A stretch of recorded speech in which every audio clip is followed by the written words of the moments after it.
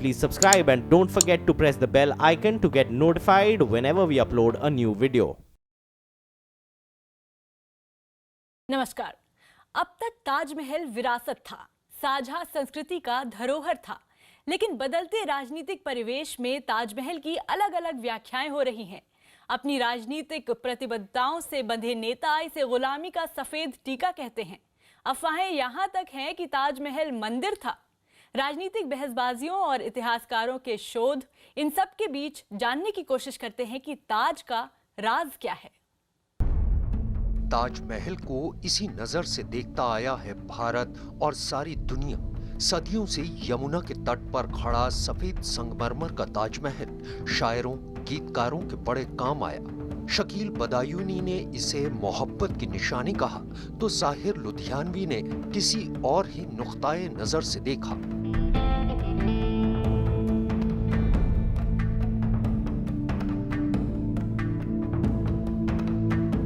आज नजर बदल गई है। यमुना के किनारे खड़ा ताजमहल राजनीति के बीच खड़ा है। कैसा इतिहास? कहां का इतिहास? कौन सा इतिहास? क्या वो इतिहास कि ताजमहल को बनाने वाले ने अपने बाप को कैद किया था?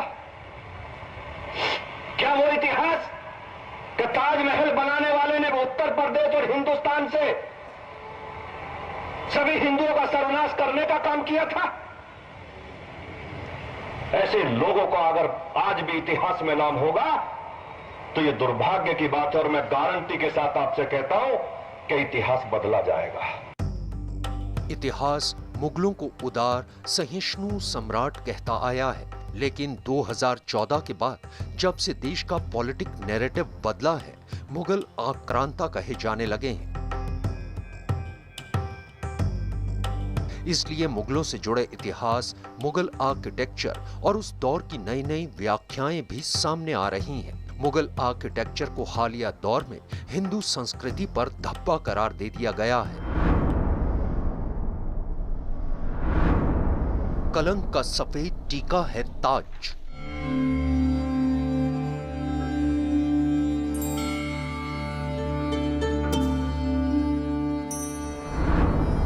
क्या ताजमहल शिवालय था?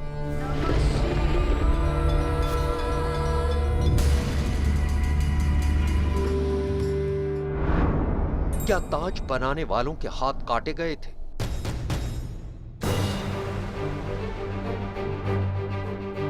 मौजूदा राजनीति के ये अनबुझे सवाल हैं। ये ताज से जुड़े राज कहे जाते हैं। दुनिया में मशहूर ताजमहल 6 महीने पहले तक अजूबा था, लेकिन फिलहाल ये मुगलिया इमारत हो गया है। पहला विवाद तब उठा था जब मुख्यमंत्री योगी आदित्यनाथ ने ताजमहल को भारतीय संस्कृति का हिस्सा मानने पर सवाल उठाया था। दूसरा विवाद तब हुआ जब भाजपा सरकार के 6 माह पूरे होने के अवसर पर पर्यटन विभाग ने प्रमुख स्थलों पर जारी बुकलेट में ताजमहल को जगह नहीं दी। उत्तर प्रदेश सरकार के इस फैसले पर मीडिया और सोशल मीडिया में सवाल उठे तो बीजेपी विधायक संगीत सोम मैदान में कूद पड़े और मोहब्बत की निशानी कहे जाने वाले आलीशान मकबरे को अत्याचार का प्रतीक बता दिया। कलंक कथा जो किताबों में लिखी गई है, चाहे अकबर हो, चाहे औरंगजेब हो, चाहे बाबर हो, उनके इतिहास को निकालने का काम कर रही है सरकार को। सियासत के एक पाले में ताज पर कीचड़ उछाला गया तो दूसरे पाले में ऐसी सियासत करने वालों पर कालिक पोतनी शुरू की। अगर ये ट्रेटर्स की निशानियां हैं तो डिमोलिश कर देना चाहिए। और हम तो बादशाह से अपील करते हैं और छोटे बादशाह से तो हमने कहा कि चलो आप आगे, हम आपके साथ चलेंगे। पहला फावड़ा आपका होगा, दूसरा हमारा होगा। What he says is true that the Taj Mahal is a symbol of traitors, built by traitors. Then why is Mr. Modi going to Red Fort and hoisting a national flag on a place which was built by traitors? Delhi में लाल किला भी गद्दारों ने बनाया है, जिनको आप गद्दार कह रहे हैं। हम तो उनको भारत के उस समय के सम्राट मानते थे और ताजमहल भी उन्होंने बनाया। तो आपने बाबरी मस्जिद ढा दी, सब भाजपाई लगो, ताजमहल और लाल किले को भी तोड़ डालो।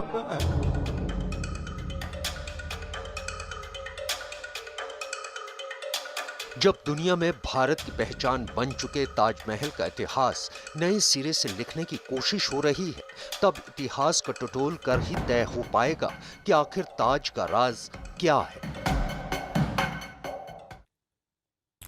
हालिया दौर में अपने लिहाज से इतिहास लिखने का चलन हो गया है, इसलिए ताजमहल के स्थापित इतिहास से अलग एक और धारा है जो कहती है कि ये शिवालय हुआ करता था और इसका नाम तेजो महालय होता था। शाहजहां ने इसे मुगल आर्किटेक्चर में ढालकर मकबरा बना दिया। तो क्या सच में ताजमहल कभी एक हिंदू मंदिर था?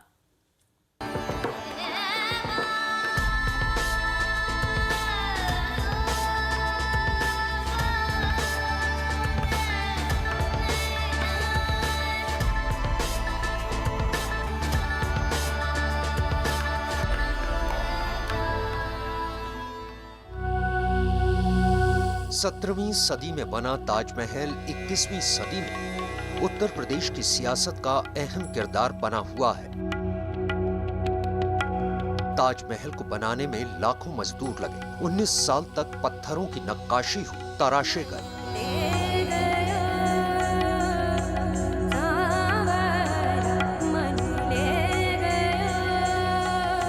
जो ये कला है, ये कला को हमें निहारना चाहिए। ये हमारे लिए एक बहुत बहुत बड़ी धरोहर है, इसलिए यूनेस्को ने भी इसको हेरिटेज साइट किया।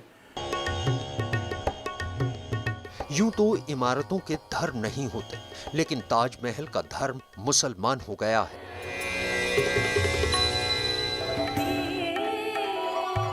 विदेशों में जिस ताज ने पहचान दिलाई, उसकी परिभाषा ही बदल गई है।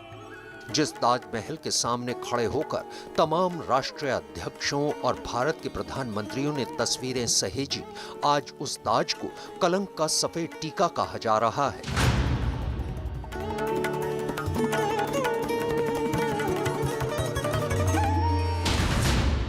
ताज पर सबसे बड़ा दावा, ताजमहल हिंदू मंदिर तेजो महालय था। सोशल मीडिया पर इन दिनों ऐसे तमाम पोस्ट मिल जाएंगे जो कहते हैं कि ताजमहल तेजो महालय था, जिसके ढांचे को तोड़कर शाहजहां ने उस पर ताजमहल बनवाया था। इनमें ज्यादातर दावे पीएन ओक की किताब ताजमहल द ट्रू स्टोरी में किए गए हैं। इन दिनों सोशल मीडिया पर इसी दावे को उठाया जा रहा है। इंटरनेट की अलग-अलग साइट्स पर तस्वीरें शेयर की जा रही हैं, जिनमें कहा गया है कि ताजमहल के शिखर में नारियल है, ताजमहल के भीतर एक कुआं है, उसके प्रवेश द्वार पर लाल कमल बने हैं, उसका गलियारा वैदिक शैली में बनाया गया है, दीवारों में ओम लिखा है। इन्हीं तस्वीरों के आधार पर कहा जा रहा है कि ताजमहल एक मंदिर था, लेकिन इतिहासकार कुछ और कहते हैं। चाहे वो मुस्लिम हो या हिंदू हो या सिख हो, ईसाई कोई भी हो, तो उस आधार पर अगर कुछ छोटा रहा हो तो उसके आधार पर इतनी बड़ी चीज़ बताना कि वहाँ मंदिर रहा हो, ये तर्कहीन बात है। इसका कोई आधार नहीं है। कोई पुरातत्वीय खोज में हमें कोई ऐसा प्रमाण नहीं मिलता कि वहाँ पे कोई और पूजा स्थल था या कोई और प्रार्थना स्थल था। पीएन ओक के जिन दावों पर ताजमहल को तेजो महालय साबित करने की होड़ मची है, वो दावे इतिहास के धरातल पर खोखले साबित हो रहे हैं। लेकिन इतिहास की इस समानांतर चलने वाली उल्टी धारा का ये विचार स्थापित इतिहास में भी नहीं बदलता है। ताजमहल अपनी पहचान के उस दोराहे पर खड़ा है जहां आम आदमी उसे एक खूबसूरत इमारत मानता है और सरकार उसे मुगल काल की गुलामी का एक प्रतीक। लेकिन फिलहाल योगी आदित्यनाथ ने तय किया है कि वो ताजमहल के दौरे पर जाएंगे। उन्हें ऐसा करने की जरूरत भी है क्योंकि ताजमहल यूपी पर्यटन विभाग का सबसे ज्यादा कमाई करने वाला धरोहर है।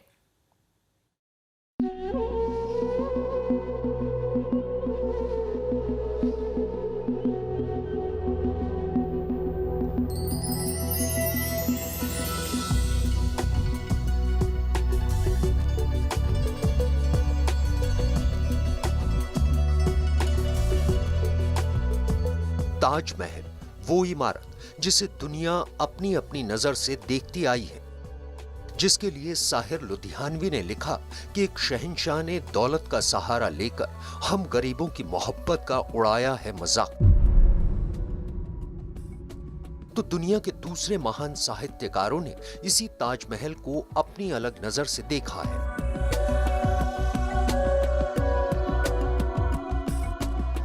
कई लोगों ने जो है ताजमहल के तारीफ में भी बहुत बातें कही हैं। कई लोग हैं जिन्होंने उसके बारे में जो है जिन्हें कुछ अच्छी बात नहीं भी कही है। और जैसे आपको मैं बताऊं कि रविंद्रनाथ टैगोर नोबेल लॉरिएट थे, उन्होंने भी ताजमहल के लिए उन्होंने क्या लिखा कि it's like a tier drop on the face of eternity.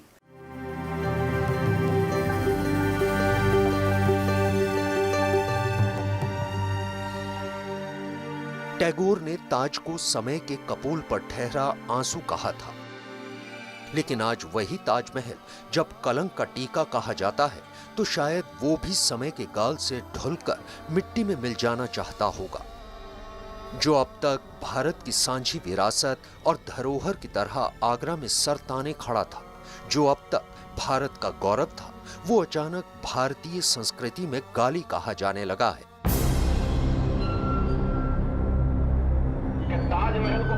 BJP विधायक संगीत सोम ने कहा कि ताजमहल अत्याचार और उत्पीड़न की निशानी है, जहां मजदूरों का शोषण किया गया।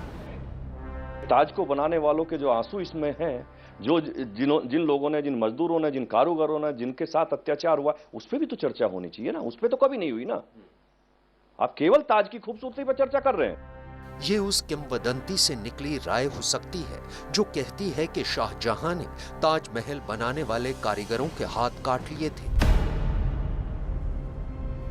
तो क्या सच में मजदूरों पर शाहजहां ने अत्याचार किया था? जाने माने इतिहासकारों की राय संगीत सोम से एकदम अलग है।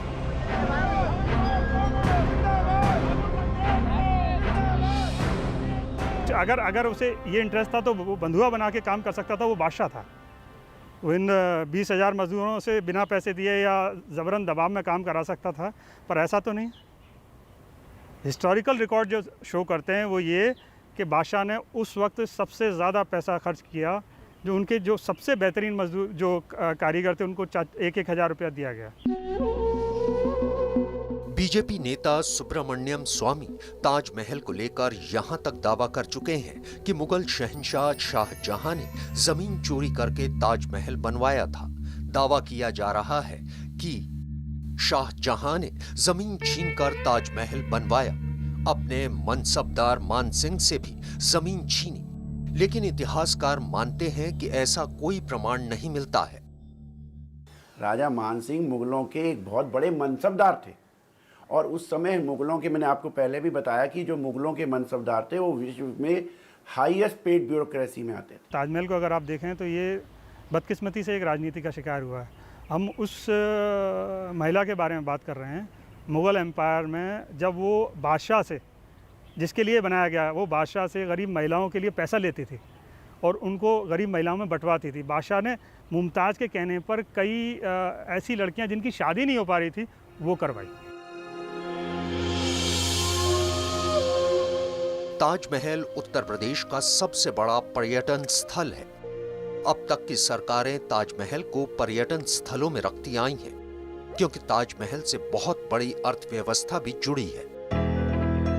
आगरा से हर साल करीब 3,000 करोड़ रुपए का पर्यटन कारोबार होता है, जिसमें ताजमहल देखने के लिए टिकटों की बिक्री से ही साल में 25 करोड़ रुपए मिलते हैं।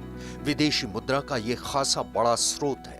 ताजमहल से ही यूपी सरकार को पर्यटन के मद में सबसे ज्यादा कमाई होती है। आज आगरा की इकोनॉमी की रीढ़ है ताजमहल। अगर आप उसको माइनस करते हैं तो 95% टूरिज्म तुरंत बंद हो जाएगा। तो हम खुद अपने हाथ से अगर इस बिज़नेस का, उन लाखों लोगों का जिन्हें रोज़गार मिल रहा है, उनको अगर नुकसान पहुंचाना चाहते हैं तो हमें इस राजनीति को आगे बढ़ने देना चाहिए, अन्यथा इसे तुरंत बंद कर देना चाहिए। ताज जितनी कमाई देता है उस पर यूपी सरकार को वाह ताज बोलना चाहिए। यूं भी ताजमहल दुनिया में देश की पहचान बन चुका है, लेकिन फिलहाल उसकी ही पहचान गुम होती दिख रही है।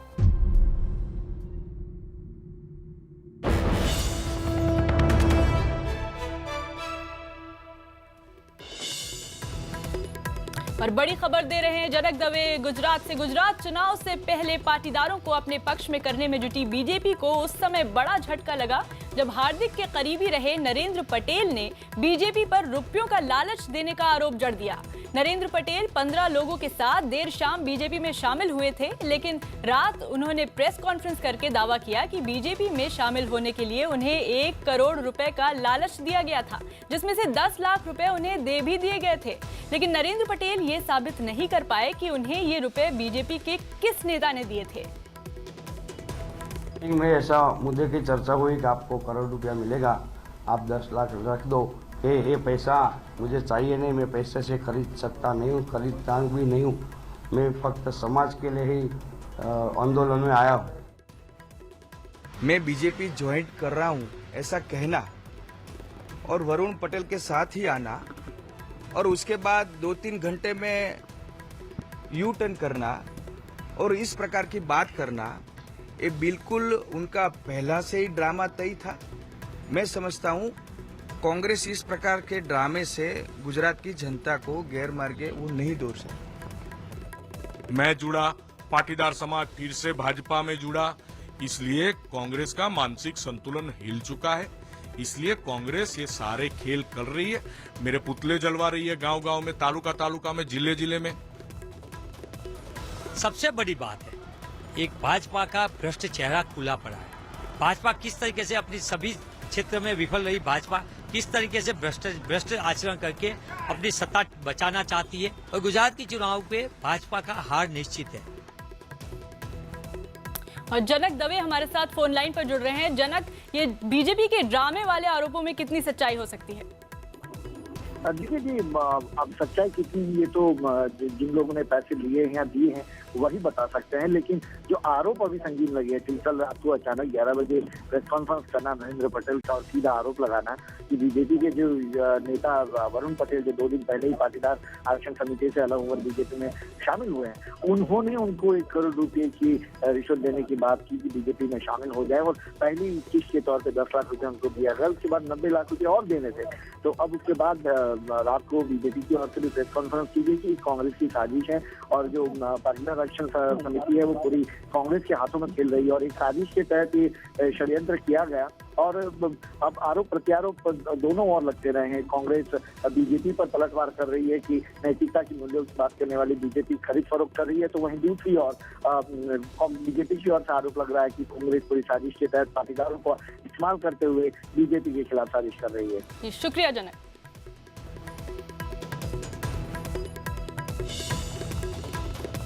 उधर गुजरात में सियासी उठापटक के बीच ओबीसी एकता मंच के नेता अल्पेश ठाकुर आज कांग्रेस में शामिल हो सकते हैं। अल्पेश ने एक दिन पहले ही दिल्ली में कांग्रेस उपाध्यक्ष राहुल गांधी से मिलकर उन्हें समर्थन का ऐलान किया था।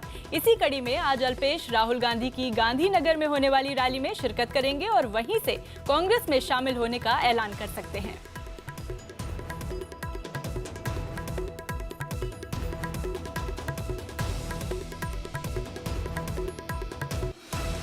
और अब अगली खबर भवानी दे रहे हैं राजस्थान से। कांग्रेस ने राजस्थान सरकार के उस विधेयक के विरोध का ऐलान किया है जिसके तहत सरकारी अधिकारियों और जजों के खिलाफ शिकायत से पहले इजाजत लेना जरूरी हो जाएगा। आज से शुरू हो रहे राजस्थान के विधानसभा सत्र में इस विधेयक को पेश किया जाएगा।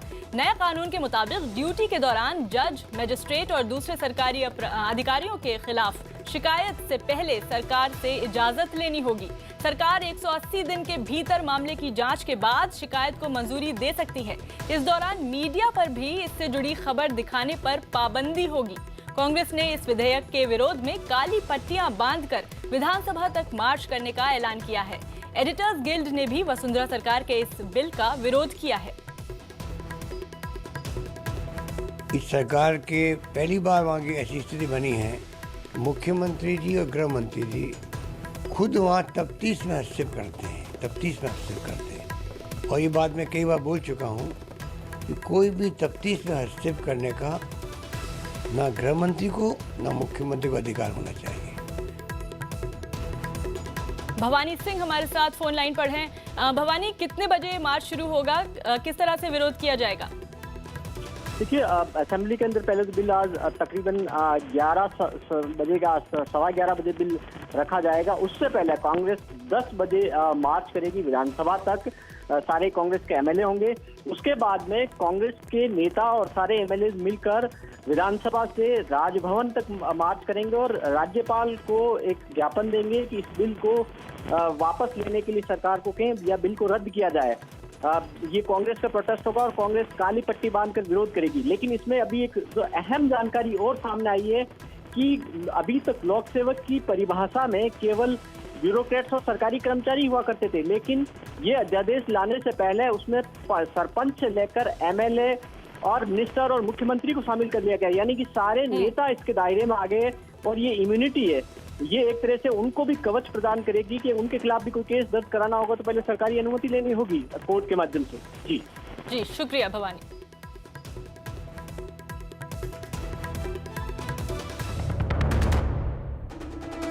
गुजरात के पाटीदार नेता नरेंद्र पटेल ने बीजेपी पर पार्टी में शामिल होने के लिए 10 लाख रुपए देने और 1 करोड़ की पेशकश का आरोप लगाया।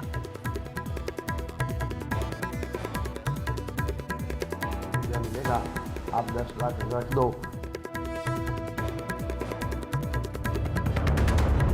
गुजरात में ओबीसी एकता मंच के नेता अल्पेश ठाकुर आज गांधीनगर में राहुल गांधी की रैली के दौरान कांग्रेस में शामिल हो सकते हैं। सरकारी अफसरों के खिलाफ शिकायत से पहले इजाजत लेने वाले वसुंधरा सरकार के बिल के खिलाफ कांग्रेस विधानसभा में प्रदर्शन करेगी। केंद्र सरकार को घेरने की रणनीति के तहत कांग्रेस ने आज संसद भवन में विपक्षी पार्टियों के नेताओं की बुलाई बैठक। न्यूज 18 इंडिया से खास मुलाकात में यूपी के सीएम योगी आदित्यनाथ ने कहा कि राज्य में राम और विकास साथ साथ चलेंगे। राम का नाम आता है तो काम के साथ आता है। दिल्ली के ब्रह्मपुरी में गैंग वॉर में नकाबपोश बदमाशों ने वाजिद नाम के एक अपराधी की गोली मारकर हत्या कर दी।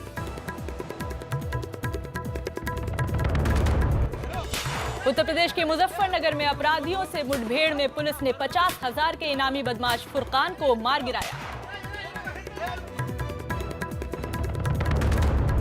और भारत ने मलेशिया को 2-1 से हराकर 10 साल बाद एशिया कप हॉकी प्रतियोगिता जीती।